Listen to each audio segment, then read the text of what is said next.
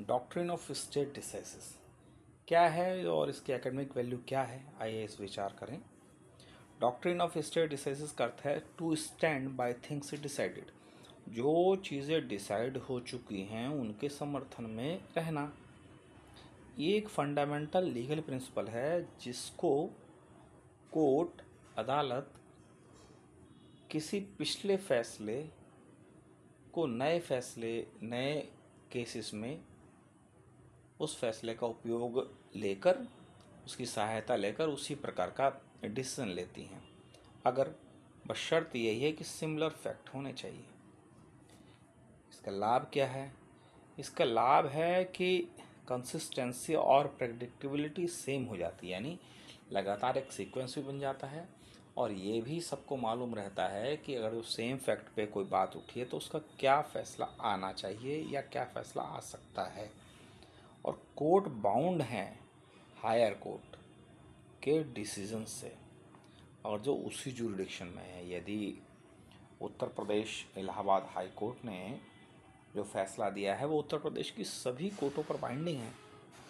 जो Delhi high court ने फैसला दिया वो दिल्ली की जुरिडिक्शन में सभी कोर्टों पर बाइंडिंग होगा। ये है स्टेट डिसाइसिस। अब स्टेट डिसाइसिस में की फीचर्स क्या हैं?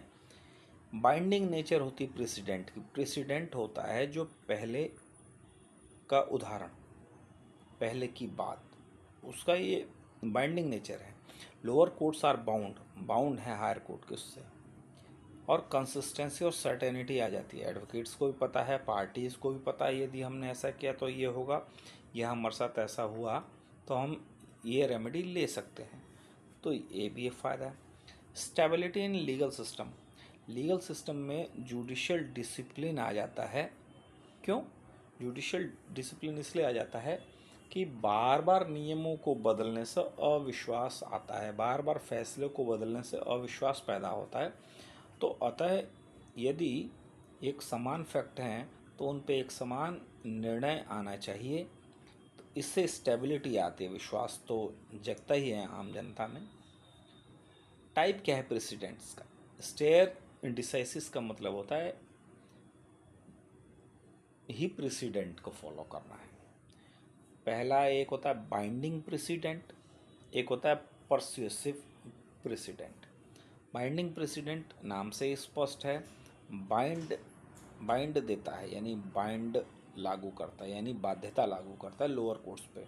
हायर कोर्ट की सेम जुरिडिक्शन की सभी कोर्टों पर, लोअर कोर्ट की सभी कोर्टों पर लागू हो जाता है ये प्रेसिडेंट। परसुएसिव प्रेसिडेंट, परसुएसिव है, बाइंडिंग नहीं है, लेकिन डिसीजन को इन्फ्लुएंस कर सकता है। जैसे भी आपको याद होगा, पाकिस्तान की सुप्रीम कोर्ट ने भारत की सुप्रीम कोर्ट के डिसीजन की हेल्प लेके अपने यहाँ डिसीजन दिए sexual harassment at work place की, और भी ऐसे बहुत सारे डिसीजन थे जो भारत ने अमेरिका से लिए। तो इस प्रकार से इनकी परसुएसिव वैल्यू है। ना भी उनकी हेल्प ले या उनको फॉलो ना भी करें तो भी कोई दिक्कत नहीं है। एक्सेप्शन क्या है?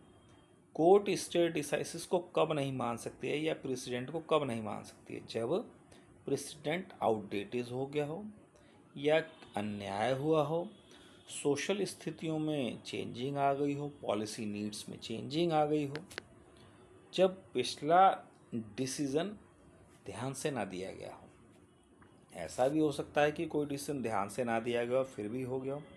तो इन तीन स्थितियों में, जब आउटडेटेड हो, अन्याय हुआ हो, सोशल चेंजेस आ गए हों, या पर इनकरियम यानी लैक ऑफ केयर, यानी ध्यान ना दिया हो, इन स्थितियों में हो सकता है। भाई कई ऐसे भी तो फैसले हैं जब वो दिए गए थे तब स्थिति अलग थी, अब सामाजिक स्थिति अलग है। पहले यदि किसी महिला ने कहा कि मेरे साथ अन्याय हुआ है, मेरे साथ शारीरिक अन्याय हुआ है या मेरा रेप हुआ है, तो सज़ा बहुत ज़्यादा इन्वेस्टिगेशन और बहुत ज़्यादा उसके अंदर परसुएसिव वैल्यू और बहुत ज़्यादा छानबीन के दौरान नहीं किया जाता था, फैसलों पर नहीं आया जाता था। लेकिन अब उस व्यक्ति के सोशल सर्कमस्टेंसेस को भी देखा जाता है। अब उसकी वैल्यूज़ को भी देखा जाता है कि क्या उनकी एविडेंसेस हुई। तो ये सारे निर्णय अब होते हैं। इसीलिए अब ये फैसले सोशल आधार पर देते हैं, इसलिए अधिकतर बार आरोपी छूट जाता है।